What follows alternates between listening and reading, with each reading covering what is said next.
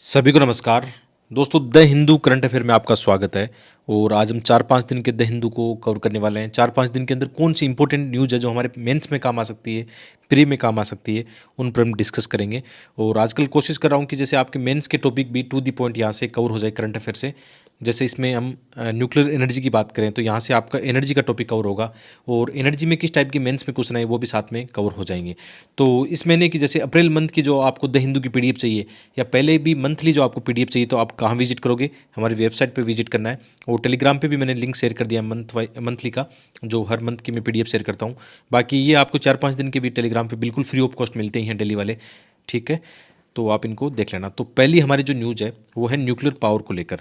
देखो, ऐसा मैं अज्यूम कर रहा हूँ कि ऐसा कभी ऐसे भी आ सकता है, निबंध का भी क्वेश्चन आ सकता है। बाकी GS3 के अंदर तो ऐसे क्वेश्चन बनने की संभावना है। GS फर्स्ट में भी, जहाँ पे ज्योग्राफी और संसाधन है, वहाँ पे भी ऐसे क्वेश्चन बन सकते हैं। तो जैसे ये आर्टिकल था कि क्या इंडिया भी इस पर विचार कर रहा है कि हमें जो न्यूक्लियर एनर्जी है उसको हमें कम करना चाहिए, ठीक है? तो ये चर्चा में इसलिए था कि जैसे हाल ही में क्या हुआ, यूरोप के कुछ देश है जो न्यूक्लियर एनर्जी के बजाय अन्य जो रिन्यूएबल एनर्जी है उस पर निवेश कर रहे हैं। तो ये आर्टिकल जवाब देगा आपको, और ऐसे क्वेश्चन बनते हैं, ठीक है? तो इसमें क्या बताया गया है कि हाल ही में जैसे जर्मनी की बात करें तो जर्मनी ने अपने अंतिम परमाणु जो ऊर्जा संयंत्र उनको बंद कर दिया है, और जो फ्रांस है वो भी अपने रिएक्टर को बंद करने जा रहा है। तो ऐसी खबर आ रही है, क्या भारत को भी ऐसा करना चाहिए? या क्या एक तरफ तो हम ये निवेश कर रहे हैं उसमें, न्यूक्लियर एनर्जी में, और एक तरफ दूसरी ये खबरें आ रही हैं, तो कई बार भारत पे भी दबाव बनाते हैं कि ऐसा न्यूक्लियर जो एनर्जी है उसकी बजाय हमें सौर ऊर्जा या पवन ऊर्जा की ओर निवेश करना चाहिए। तो आपके मन में भी ये ख्याल आता होगा कि क्या इसकी बजाय तो हमें जो अन्य रिन्यूएबल एनर्जी उस पर निवेश करना चाहिए। तो ये आर्टिकल आपको जवाब देगा कि ऐसा ऐसा नहीं है, हमें सभी चीज़ों पे ध्यान देना चाहिए। जैसे कई बार हम देखते हैं जो विकसित राष्ट्र हैं वो धीरे धीरे क्या करते हैं, नई नई टेक्नोलॉजी अपनाते रहते हैं। तो जर्मनी और फ्रांस की बात करें तो ये भी जो अन्य रिन्यूएबल एनर्जी, चाहे विंड की बात करो या सौर एनर्जी की बात करो या जवारी ऊर्जा, इनकी बात करो, तो इनमें काफ़ी आगे चले गए हैं, और इनकी ना इतनी पॉपुलेशन है, ना इतनी डिमांड होती है, और धीरे धीरे ये क्या करते हैं, टेक्नोलॉजी के स्तर पर आगे चले जाते हैं। तो जो कहने का मतलब ये लागत, वो डिमांड सप्लाई और लागत पर डिपेंड करता है। अब इनका जो लागत है रिएक्टर चलाने की वो ज़्यादा आ रही है, इसलिए इन्होंने बंद कर दी है। जबकि हम तो अभी शुरुआती फेज में, अभी तो हमारा चल रहा है कार्यक्रम। और जैसे ये इसमें क्या होता है, द हिंदू में कभी कभी ऐसे आर्टिकल आते हैं जब दो राइटर आपस में डिबेट करते हैं, तो ये वो ऐसा आर्टिकल है, और उनके जो अच्छे आउटकम है, कीवर्ड, वो यहाँ पे मैंने शामिल कर दिए हैं। तो जैसे इनकी बात करें कि जैसे जो क्वेश्चन उठाया गया है कि आजकल तो ये हो रहा है कि पवन ऊर्जा या सौर ऊर्जा जो है काफ़ी पॉपुलर हो रही है, तो परमाणु ऊर्जा का फिर दृष्टिकोण क्या होगा? तो जैसे इसमें बताया आर्टिकल में, राइटर कहते हैं ऐसा नहीं है। जैसे हमने यूक्रेन युद्ध के दौरान ये देखा कि परमाणु जो शक्ति है, न्यूक्लियर एनर्जी की तरफ फिर से ध्यान देखा गया है। क्योंकि आप ये मान के चलो कि परमाणु शक्ति जो है वो केवल एक ये नहीं कि आप इससे एनर्जी ले रहे हो, इसके और भी काम है। इससे हम रक्षा, आप जानते हो, न्यूक्लियर मिसाइल, इसकी बात कर सकते हैं आप। इसकी स्वास्थ्य के अंदर आपने देखा होगा, मेडिसिन में जो परमाणु न्यूक्लियर एनर्जी उसका कैसे यूज में लेते हैं, कृषि में इसका क्या उपयोग होता है, और भी बहुत सारा रिसर्च चीज़ें हैं जहाँ पे इनका यूज में लेते हैं। तो ऐसी बात नहीं है कि हम अभी इनको छोड़ देंगे, ऐसा कभी नहीं करेंगे। बल्कि राइटर ये कहते हैं कि हमें क्या करना है, हमारा एक ऊर्जा का पोर्टफोलियो बनाना चाहिए, जिसके अंदर, जैसे आप जानते हो ना कि जितनी हमारे पास विविधता होगी उतनी ही हम क्या कर सकते हैं, जो हमारी आम जनता है उस तक सस्ती बिजली पहुंचा सकते हैं, ठीक है? तो ऐसी बात नहीं है कि अभी भारत इस चीज़ को छोड़ने जा रहा है, परमाणु शक्ति को छोड़ने जा रहा है, ऐसा कभी नहीं होगा, ठीक है? ये आप समझ गए होंगे। और साथ में एक जैसे इसमें कहते हैं कि जो परमाणु ऊर्जा है उसकी बहुत सारी लागतें हैं, चाहे आप इन्वायरमेंट की लागत की बात करो, या कभी कभी जैसे कई प्रकार के खतरे हो जाते हैं, या इनकी और भी कॉस्ट बहुत ज़्यादा आती है। तो इसका भी समाधान निकाला जा रहा है। आजकल नई नई डिज़ाइन बन रही है, नई नई टेक्नोलॉजी इसमें भी आ रही है, छोटे छोटे रिएक्टरों पर आजकल काफ़ी चर्चा चल रही है। तो इसका समाधान हम निकाल सकते हैं। तो ऐसा कभी नहीं हो सकता कि भारत अभी ये इसके बारे में सोचने लग जाए कि हम इससे दूर जा रहे हैं। जैसे इंडिया का प्लान भी क्या है, हम ये जानते हैं कि भारत के अंदर जैसे अभी एनर्जी की बात करें तो ज़्यादातर हम जीवाश्म ईंधन पर डिपेंड करते हैं, ठीक है? बहुत ज़्यादा एनर्जी हमारी जीवाश्म ईंधन से आ रही है। तो लेकिन जीवाश्म ईंधन में एक चुनौती आ रही है आजकल, आप ये जानते हो, जीवाश्म ईंधन एक तो सीमित होते हैं। जैसे कोयले की बात करें तो कोयला सीमित है, एक न एक दिन खत्म हो जाएगा, ठीक है? पानी पर भी जल विद्युत बनती है, लेकिन वहाँ पे भी बहुत सारे कई प्रकार के इसमें संकट देखे जाते हैं। जैसे जब हम कोई खनन कार्य या ऐसे जल विद्युत की कई प्रकार के सरकार जब प्लांट लगाती है, तो वहाँ पे जैव विविधता का संरक्षण की बात की जाती है, या कहीं न कहीं जो पुनर्वास की समस्या आती है, तो इसके चक्कर में फिर हमारी जो योजना है वो अटक जाती है। तो कहीं न कहीं फिर ये होगा, हमारे पास ऊर्जा का विकल्प होना चाहिए। तो न्यूक्लियर एनर्जी भी एक अच्छा विकल्प है, कोई बुरा विकल्प हम नहीं कह सकते हैं। क्योंकि जैसे हम कोयले की बात कर सकते हैं कि आने वाले वक्त में जिस प्रकार हम क्या कर रहे हैं 2070 तक नेट जीरो कार्बन का टारगेट रख रहे हैं, तो ये तो सत्य है कि आने वाले वक्त में हम जीवाश्म ईंधन यानी जो कार्बन उत्सर्जन ज़्यादा होता है उनको हम कम करने वाले हैं। तो उनको कम करने वाले हैं तो हमें रिन्यूएबल एनर्जी के बहुत सारे रिसोर्सेज हमें देखने पड़ेंगे, अलग अलग एरिया में हमें सोचना पड़ेगा। तो उसके अंदर न्यूक्लियर एनर्जी भी एक अच्छा ऑप्शन हमारे पास है। ठीक है, तो जैसे अभी डाटा देकर भी इसमें बताया गया है कि अभी हम क्या कर रहे हैं, लगभग 210 गीगावाट कोयले की मतलब प्राप्त कर रहे हैं। ये भारत की बिजली का कितना है, 73% अभी है।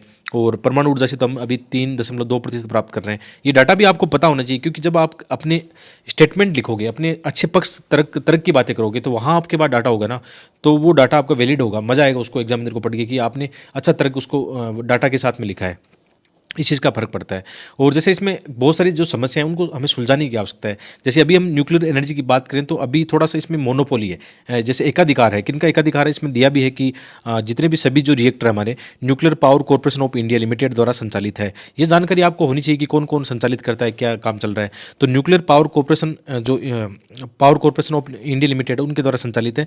तो इसमें ऐसा कहा जा रहा है कि हमें ये देखना होगा एसएनए जो परमाणु कार्यक्रम है उनको भी हम बढ़ावा दे सकते हैं। साथ में जैसे आप ये कह रहे हो कि चलो इसका निजीकरण मत करो, लेकिन सरकार की जो अन्य कंपनियां हैं, आप ऐसा कह सकते हो, बहुत सारी पीओसयू कंपनियां हैं, जैसे एनटीपीसी का इसमें एग्जांपल दिया गया है, नेशनल थर्मल पावर कॉर्पोरेशन है, इनको शामिल किया जा सकता है। हमें और कंपनियों को आगे लाना होगा और टेक्नोलॉजी में आगे निवेश करना होगा, बहुत सारी चीज़ों पर सोचना होगा।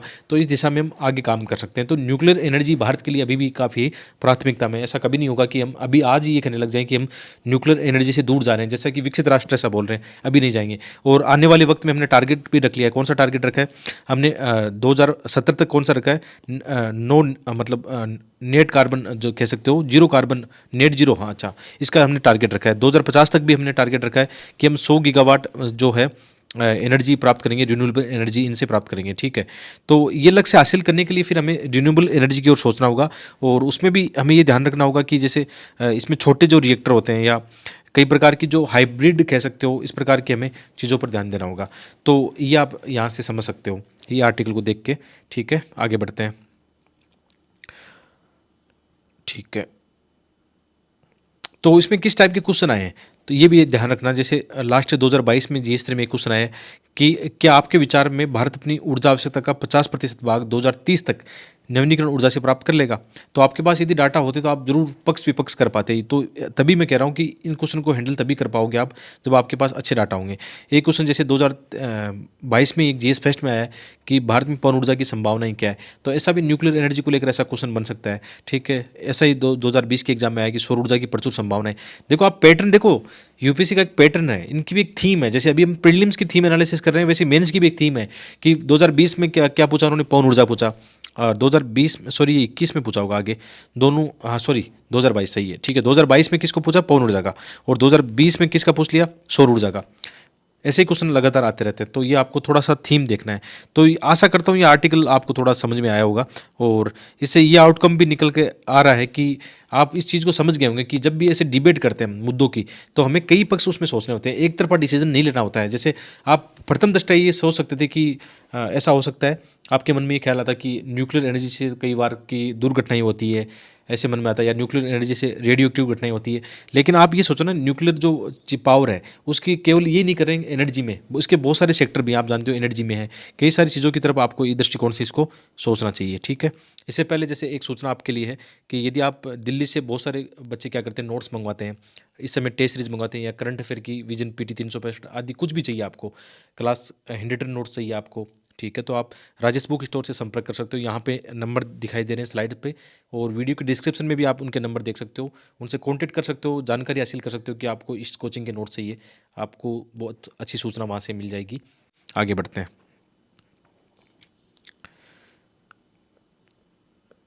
जैसे ये सेकंड आर्टिकल बहुत अच्छा लगा मुझे। जैसे इसमें क्या हो रहा है कि सागर जो समुद्र जल स्तर है उसका बढ़ने का खतरा है, ये हाल ही में एक रिपोर्ट आई है, और ये आर्टिकल वेरी वेरी मोस्ट है। आप देख लेना चाहिए 2023 की एग्जाम में या 2024 की मेंस के एग्जाम में इससे डायरेक्ट क्वेश्चन आपको देखने को मिलेगा। और ये पैटर्न बता रहा है, लगातार ऐसे पैटर्न यूपीएससी में बताते हैं कि ऐसे क्वेश्चन आते हैं। तो ये टॉपिक कहाँ से आपको कहाँ से आपका टॉपिक सिलेबस कवर कर रहा है? ये UPSC main GS first geography और मेंस जीएस 3 का जो टॉपिक है, विशेषकर जो अपने जीएस 3 के अंदर इन्वायरमेंट की टॉपिक है, डिजास्टर मैनेजमेंट की टॉपिक है, वहाँ से आपका सिलेबस कवर करेगा। तो ये रिपोर्ट क्या आई है, जैसे अभी इनको देखें हम, आप इसमें देखना है अभी छोटी मोटी जैसे यहाँ पे समरी के रूप में दिया है, इस पर बाद में आएंगे। पहले हम रिपोर्ट का थोड़ा सा ये देखते हैं कि कौन सी वो रिपोर्ट है। जैसे अब अभी हम बात करेंगे, विश्व मौसम विज्ञान संगठन की एक रिपोर्ट आई है। वो रिपोर्ट कौन सी है? State of the global climate 2022। अब ये ऐसी ऐसी रिपोर्ट कहाँ आती है? प्रीलिम्स एग्जाम में पूछा जाता है, तो ये ध्यान रखना। 2024 की 23 की आप तैयारी कर रहे हो तो ये आपके लिए इंपॉर्टेंट हो जाएगा। ठीक है। तो विश्व मौसम विज्ञान जो संगठन है उसकी एक रिपोर्ट आई, उसमें बताया गया है कि दुनिया का जो जल स्तर है, समुद्र जल स्तर है, वो काफ़ी ज़्यादा बढ़ रहा है। और उससे क्या आने वाले संकट, मौसम संकट हो सकते हैं, कृषि संकट हो सकते हैं, या जो तटीय क्षेत्रों में जो काफ़ी ज़्यादा आप जानते हो बहुत सारी जनसंख्या रहती है, या द्वीप ऐसे हैं जिनके डूबने का खतरा है, तो इसके काफ़ी ज़्यादा नेगेटिव इम्पैक्ट देखने को मिल सकते हैं। तो ये रिपोर्ट है state of the global climate report 2022 में, इसमें हाल ही में जो प्रकाशित हुआ है, इसमें काफ़ी चीज़ें बताई गई है कि जैसे जैसे ग्लोबल वार्मिंग बढ़ रहा है और इनके तापमान में बढ़ने के जो कारण है, जैसे हम जानते हैं ग्रीन हाउस गैसों की काफ़ी ज़्यादा मात्रा बढ़ रही है। तो इससे क्या होगा, जैसे जैसे तापमान बढ़ेगा तो ग्लेशियर पिघलेंगे और कई सारे, जैसे कई देशों में सूखा का संकट आएगा। आप ये कह सकते हो एक्सट्रीम जो क्लाइमेट कंडीशन है वो बढ़ जाएगा। जैसे मैं अपने आसपास की बात करूँ, देखो जब भी ऐसे टॉपिक पढ़ते हो ना आप, तो प्रैक्टिकल में अपने आसपास भी जरूर सोचना। जैसे मैं खेत में बैठा हूँ, मैं अपने आसपास आजकल जो वर्षा का और टेम्परेचर का जो यहाँ पे आंकलन कर पा रहा हूँ, उसमें ये देखने को मिल रहा है वाकई ये जो जलवायु परिवर्तन है ना, बहुत ज़्यादा अलग तरीके से है। अभी जैसे जो वर्षा, मानसूनी वर्षा हम जानते हैं जून जुलाई में होनी चाहिए, तो कभी कभी ऐसा होता है कि इसमें अप्रैल मई के महीने में बहुत ज़्यादा बारिश हो गई, तो हम हमारे जो खरीफ जो फसलें हैं उनका जो पैटर्न है वो कितना बदल जाएगा। इसी तरीके से जैसे हमने इस बार देखा, रबी की जो फसलें थी, गेहूँ या सरसों, उनको काफ़ी ज़्यादा नुकसान हुआ, क्योंकि उसमें पहले तो वर्षा हुई नहीं, फिर कई बार अचानक वर्षा हो जाती है, ये ज़्यादा वर्षा हो जाती है, तो इसका कारण होता है। तो याद रखना, इनसे हम बहुत ज़्यादा प्रभावित हो रहे हैं और प्रैक्टिकल तौर पे हम देख रहे हैं कि जो एक्सट्रीम क्लाइमेट कंडीशन है उनका कितना हमें नुकसान हो सकता है। तो इस बात को समझना, प्रैक्टिकल आइडिया को आप अपने एग्जाम में जरूर लिखना। तो इसमें क्या बताया गया है, बहुत सारी चीज़ें इसमें डाटा दे के बताया गया है कि जैसे हम बात करेंगे इनकी, कि इससे लगातार इससे क्या होगा कि जैसे पाकिस्तान में भी अलग अलग रिकॉर्ड वर्षा देखी गई है, बाढ़ की समस्या कई अलग देशों में देखी गई है, या कहीं सूखे के संकट है, कहीं चक्रवात है, कहीं हीट वेव है। तो ये क्या हो रहा है, ये जलवायु परिवर्तन के हमें डाटा प्रैक्टिकल रूप में देखने को मिल रहे हैं, तो इनको भी आपको देखना होगा। थोड़ा सा आगे बढ़ते हैं। ठीक है। तो इसमें ये ध्यान रखना, एक तो आप जब भी ऐसे क्वेश्चन आते हैं ना, तो आप क्या बताओगे, जैसे इसका कोई क्वेश्चन आता है तो ये आपका आंसर लिखते हो आप, है ना। तो इंट्रोडक्शन पार्ट में आप ये डाल देना कि विश्व मौसम विज्ञान संगठन की एक रिपोर्ट है, कौन सी? State of the global climate report. Introduction में आपने डाल देना तो आपका आंसर बहुत अच्छा लगेगा। जैसे मैं आपका आंसर चेक करता हूँ तो मुझे खुद को अच्छा लगता है कि यार बच्चे ने कितना अच्छा कोट किया है किसी रिपोर्ट को। और याद रखना, वो आपके क्वेश्चन की डिमांड के हिसाब से होना चाहिए, ऐसा नहीं कि हर चीज़ें हर कहीं फिट कर दी, वो ऐसा नहीं करना है। इस बात को ध्यान रखना। तो इसमें क्या कहा गया है कि हर मादी पर आजकल क्या हो रहा है, सूखा, बाढ़, गर्मी, इन सब चीज़ों को देखने को मिल रहा है। तो कहीं नहीं कि फिर इससे ये हो रहा है कि अंटार्कटिका और आर्कटिक की इनकी जो बर्फ़ है वो भी पिघलने का खतरा दिखाई दे रहा है। और इससे क्या होगा, फिर ग्लेशियर पिघलेंगे तो फिर आप जानते हो कि सागर का जलस्तर कैसे बढ़ सकता है।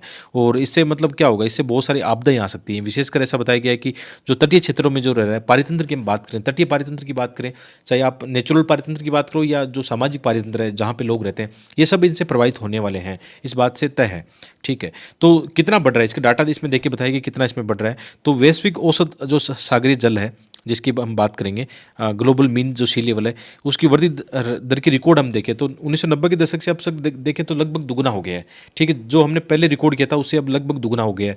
और इसमें ऐसा बताया जा रहा है कि 2100 तक, मतलब इस सदी के अंत तक तो हालत बहुत खराब हो जाएगी। लगभग 200 मिलियन लोगों के विस्थापन का संकट आ जाएगा। कितने ऐसे द्वीप उनके डूबने का खतरा आ जाएगा। और लगभग इसमें यह भी बताया गया इससे क्या हो सकता है। जैसे आप ऊपर डाटा देखोगे यहाँ पे, जब आप पीडीएफ पढ़ोगे थोड़ा सा इसको अध्ययन कर लेना। यदि हमने इसको नहीं रोका, जैसे हमने कई बार पेरिस क्लाइमेट है इनमें चर्चा भी की है कि यदि हमने वर्तमान दर से जो टेम्परेचर बढ़ रहा है उसको नहीं रोका तो उससे क्या होगा, 200 मिलियन लोगों के विस्थापन का संकट आएगा। और कितना बढ़ जाएगा, लगभग 2 मीटर से अधिक इस सेंचुरी के अंत तक क्या हो सकता है, जो ग्लोबल सी लेवल है वो बढ़ सकता है 2 मीटर से अधिक। और पूरे विश्व में ये मैप देख के बताया गया है। और मेंस के एग्जाम में वो कर लो, नोट कर लो इसको, ये मैप आपको मेंस के एग्जाम में ऐसा कुछ रहा है तो उसमें चिपकाना है और बताना, इस मैप पे दर्शाना है कि ये संकट यहाँ पे आ सकता है। जैसे अलग अलग जगह पर इसमें बताया है कितना कितना जो सागरीय जल स्तर बढ़ सकता है, कितने लोगों के विस्थापन का इसमें संकट आएगा, ये सब इसमें दे रखा है। आप समझ गए होंगे इस बात को। तो एक ही जगह पर हमें सब कुछ मिल रहा है, इतना अच्छा वैल्यूएशन कंटेंट मिल रहा है, तो आपको जरूर देखना चाहिए, वीडियो को लाइक शेयर जरूर करना चाहिए। ठीक है। तो आगे बढ़ते हैं इसी टॉपिक में।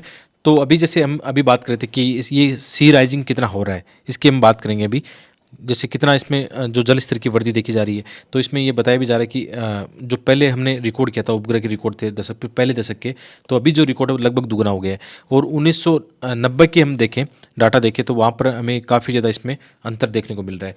ये चीज़ें, काफ़ी चीज़ें जो आप खुद भी रीड कर लेना, ठीक है। इसमें काफ़ी बता दिया है यहाँ पे।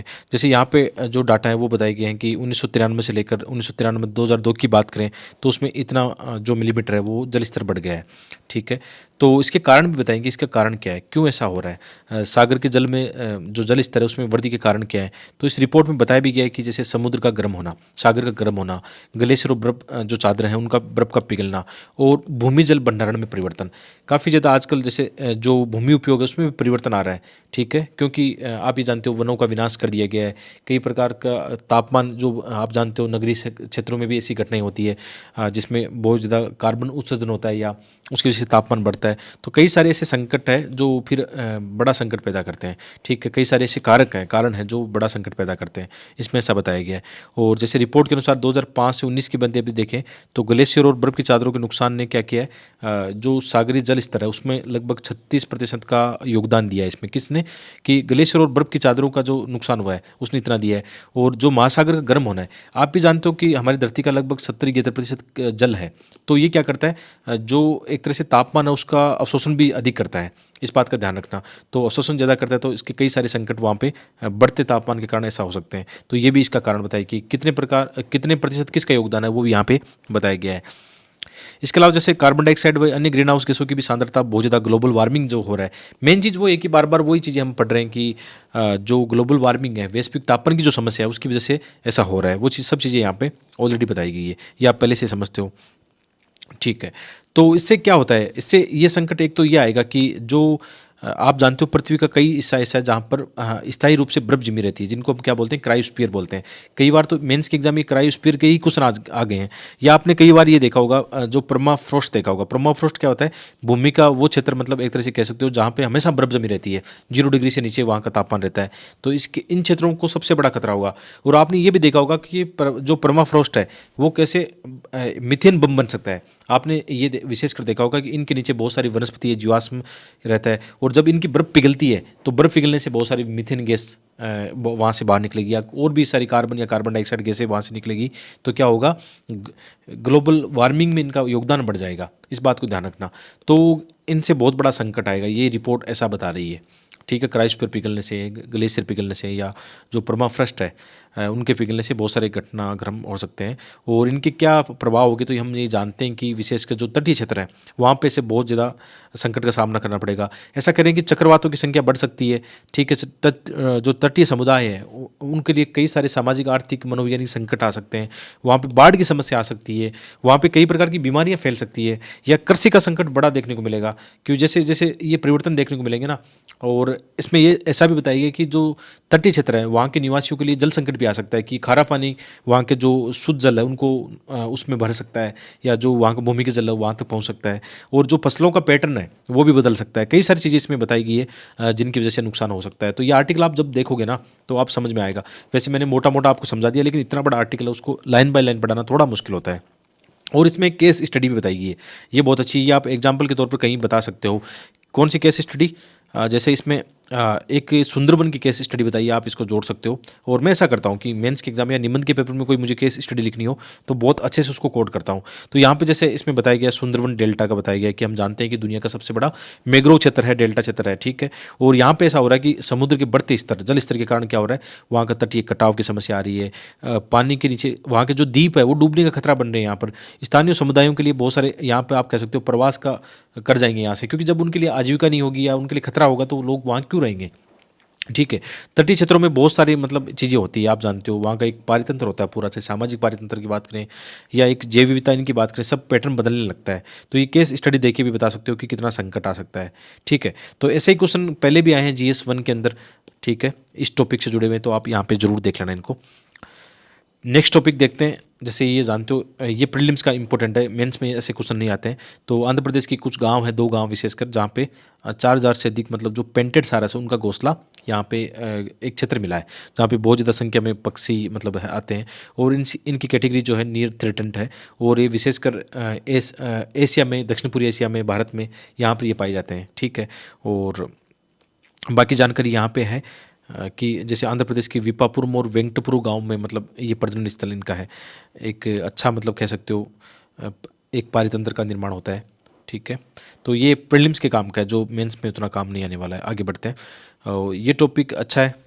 ये आपके कहीं भी काम आ सकता है, विशेषकर प्री में भी काम आ सकता है और मेंस के अंदर भी कहीं ऐसा क्वेश्चन आता है। जैसे इसमें आया कि नए दिन में ये पाया गया कि स्टील मेकिंग जो है, जैसे हमारी जो स्टील इंडस्ट्री आप जानते हो दुनिया में प्रोडक्शन के मामले में सेकंड स्थान पर है। पहला कौन है? चीन है। चीन हमेशा इन चीज़ों में आगे रहता है हमसे। ठीक है। लेकिन हम भी आने वाले वक्त में जिस हिसाब से हम काम कर रहे हैं, मेक इन इंडिया, आत्मनिर्भर भारत या जो भी हम इनिशिएटिव ले रहे हैं, आने वाले वक्त में हमारी आबादी भी बढ़ रही है, युवा आबादी बढ़ रही है, तो हम भी हर चीज़ों में आगे होंगे। जो अभी चीन का स्थान है, आने वाले वक्त में हम भी आगे रहेंगे। तो इसमें जो हमारा स्टील क्षेत्र है उसका यहाँ पे प्रोडक्शन दिया गया है। मैंने कहा कि डाटा इंपॉर्टेंट है। GS2 और 3 के अंदर डाटा बहुत ज़्यादा इंपॉर्टेंट है आपके लिए। तो भारत दुनिया का दूसरा सबसे बड़ा स्टील निर्माता है और 2021 में 118.2 मिलियन टन हमने उत्पादन किया है। ठीक है। तो इसमें क्या होता है फिर, जैसे 1 टन स्टील निर्माण में 1.8 टन कार्बन डाइऑक्साइड निकलता है। आप ये जानते हो स्टील इंडस्ट्री में बहुत सारे जैसे कोकिंग कोयला ये सब इस्तेमाल होता है।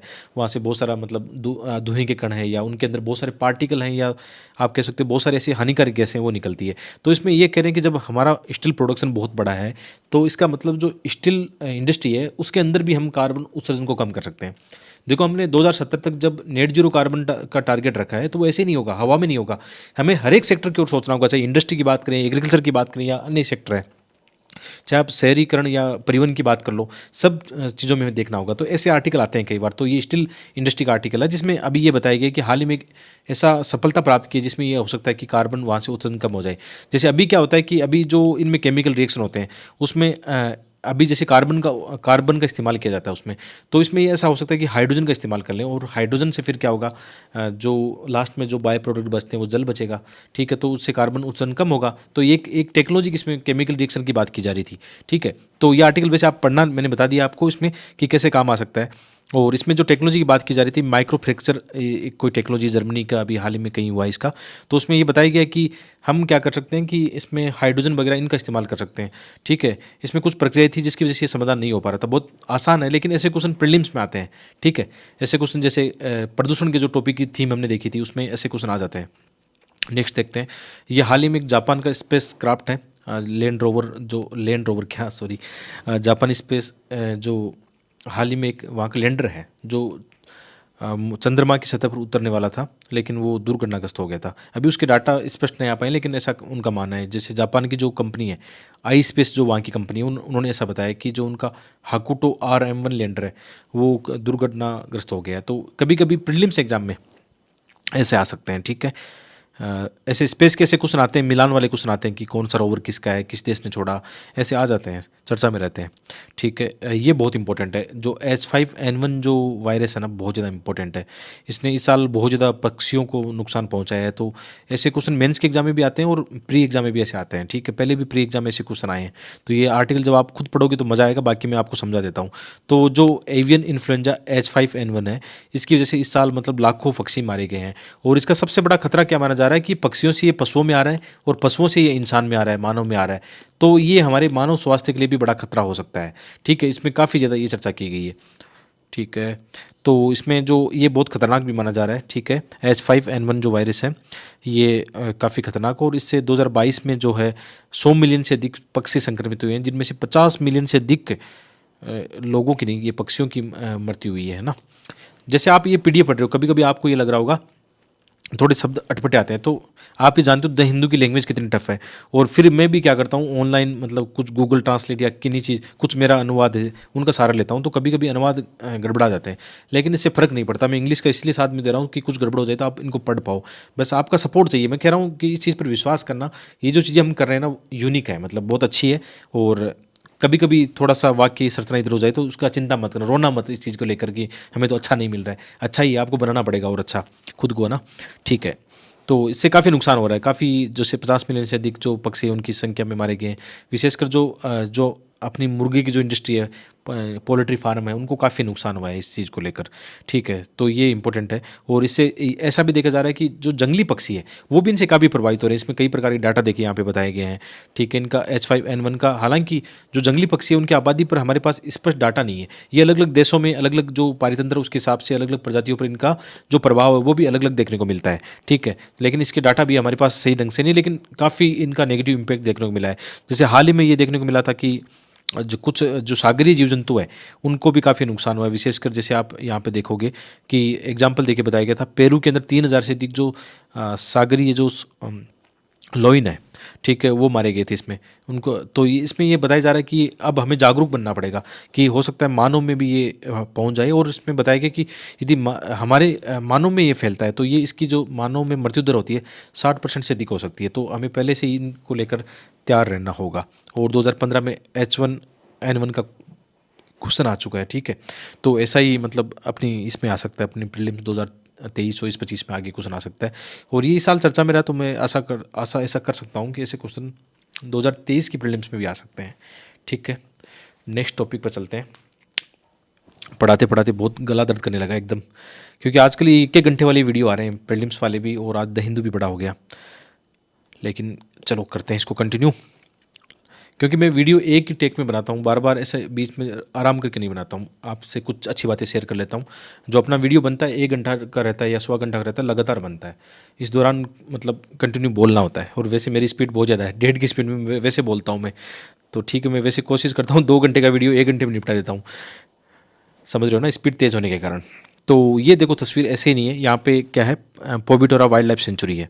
देखो आपको ऐसा लग रहा होगा मैं मजाक कर रहा हूँ, मैंने एक फ़ोटो डाल दी, यहाँ पे ऐसा नहीं है। यहाँ पे क्या आपको एक सिंग का गेंडा भी दिखाई दे रहा है, यहाँ पे एक बफेलो भी दिखाई दे रहा है। ठीक है, वाटर बफेलो देखना, water buffalo, one horn rhino. ये कहाँ पे है? ये पोबिटोरा वाइल्ड लाइफ सेंचुरी कहाँ पे? असम में है। ठीक है, इतनी डिटेल आपको पता हो तो ये आपके कहाँ काम आ सकती है, आप सोच सकते हो कहाँ काम आ सकती है। क्वेश्चन देखो 2018 का क्वेश्चन क्या है, पाखुई वन्य जीव अभयारण्य कहाँ पे? ठीक है, इसी तरह से ऐसे क्वेश्चन फ्रेम होते हैं। बहुत सिंपल है, अरुणाचल प्रदेश में, तो क्या आपके ये काम नहीं आ सकता? तो आ सकता है। प्रीलिम्स एग्जाम में आपके लिए इंपॉर्टेंट है ये यूपीसी प्रीलिम्स में। ऐसे पढ़ना चाहिए, न्यूज़पेपर पढ़ते समय आपका ध्यान कैसा होना चाहिए, आपका ऑब्जर्वेशन कैसा होना चाहिए, वो आप यहाँ से सीख रहे हो। और मेरा तो हमेशा ही रहता है कि मैं कैसे आपको सेल्फ डिफेंड बना पाऊँ। ठीक है, बाकी आपकी मर्जी है कि कंटेंट के पीछे भागो, बहुत सारा कंटेंट पड़ा है मार्केट में। ठीक है, आगे देखते हैं। जैसे ये बहुत अच्छा है, ये हमारे प्रीलिम्स के लिए इंपॉर्टेंट है। बाकी मेंस में भी GS3 के अंदर जहाँ पे इंटर सिक्योरिटी वगैरह वहाँ पे काम आ सकता है। तो अभी ये पहला ही क्या हो रहा है, जो आसियान और भारत है, यहाँ पे एक मेरीटाइम एक्सरसाइज हो रहा है पहली बार। कहाँ पे? दक्षिण चीन सागर में। ठीक है, तो यहाँ पे कौन पार्टिसिपेट कर रहा है, तो ये भी हमें देखना है। तो भारत आसियान का क्या हो रहा है, पहला हमारा एक यहाँ पे आसियान भारत समुद्री जो अभ्यास है वो सिंगापुर के आसपास वहाँ पे हो रहा है। सिंगापुर और फिर दक्षिण चीन सागर में होगा। तो इसमें भारत के 2 जहाज़ हैं, मतलब नौसेना के जहाज़ है। कौन सा? सतपुड़ा और दिल्ली। ये ध्यान रखना, कई बार ऐसे जहाज़ आ जाते हैं क्वेश्चन कि INS ये कौन सा है वो। ठीक है, तो थोड़ा इनका ध्यान रखना चाहिए। सतपुड़ा और जो दिल्ली वो इसमें पार्टिसिपेट कर रहे हैं। ये प्रीलिम्स के लिए इंपॉर्टेंट है। तो ये कहाँ पर हो रहा है? जैसे विशेषकर 1 से 8 मई तक होगा ना ये, तो 2 से 4 मई तो ये चांगी नेवल बेस, कभी कभी ये लोकेशन काम आ सकती है आपके सिंगापुर में है। और बाद में दक्षिण चीन सागर में ये अभ्यास होने वाला है। तो ये 5 दिन का कंटेंट आपको यहाँ पे मिल गया। इनकी PDF भी आपको बिल्कुल फ्री ऑफ कॉस्ट अभी टेलीग्राम पे मिल जाएगी वीडियो के बाद में। बाकी आप मंथली डाउनलोड करना चाहते हो तो आप कहाँ से करोगे? अपनी वेबसाइट पे जाना, और बीच में जो हमने बात की थी राजेश बुक स्टोर, जरूर उनको कॉल करना। जो भी आपको नोट्स वगैरह चाहिए वो आपकी बिल्कुल हेल्प करेंगे। आप जानकारी ले सकते हो, आपको नोट्स परचेज भी नहीं करने तो उनसे फ़ोन करके जानकारी ले सकते हो कि अभी मार्केट में कौन सा करंट अफेयर, या करंट अफेयर तो ज़्यादा बचना चाहिए, अभी स्टैटिक पार्ट पे फोकस करना चाहिए। लेकिन जैसे आप में से 2023-24 की एग्जाम, 24-25 की एग्जाम की तैयारी कर रहे हो तो आपको बहुत सारी NCERT किताबें, ओल्ड NCERT न्यू वाली सब मंगानी होती है आपको, तो मंगा सकते हो उनसे। बहुत बहुत धन्यवाद।